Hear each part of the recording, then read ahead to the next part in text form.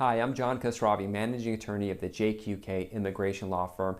And this video is going to be some helpful information for those coming to the U.S. on non-immigrant visas. These are visas like B tourist visas, L1 intra-company transfers, H work visas, O extraordinary ability visas, all the type where people are coming in for a temporary period of time. What's important to note is that when you enter the U.S. at the port of entry, usually the airport for example, the Customs and Border Protection, CBP, will issue an I-94, which is usually online.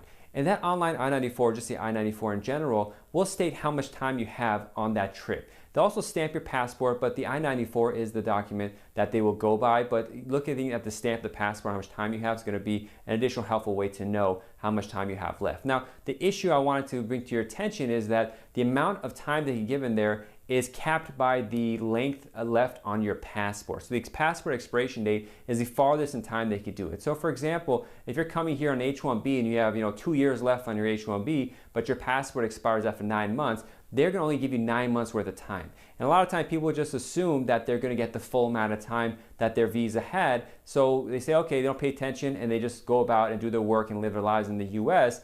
And all of a sudden they look at it and they realize that I-94 expired and they've been living in the US, and that becomes a problem because that's a status violation there, and if it's long enough, they could be subject to a 3 or 10-year bar to re-entry. So it's very important you always keep an eye out of the passport expiration date whenever you're entering the US, and always check your online I-94 to make sure that you got the full amount of time. The officer, for example, didn't make a mistake, or that it matches what your visa category is, and if it doesn't, get out of the US beforehand, before it expires, or do an extension of status if the situation requires it. Now, if you're coming out of land border, they typically won't give you a paper I-94.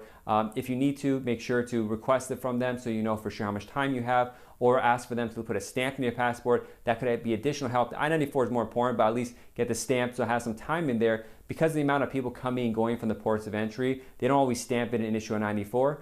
They don't even issue a 94 typically unless asked for, and the stamp is even rare. So it's something important to keep in mind to not have future immigration issues when you're entering and living in the United States. I hope that information helped you avoid some problems. If you want to get more information and consult with our office, please contact the JQK Law Firm. Our website is jqklaw.com. Until next one, have a good one.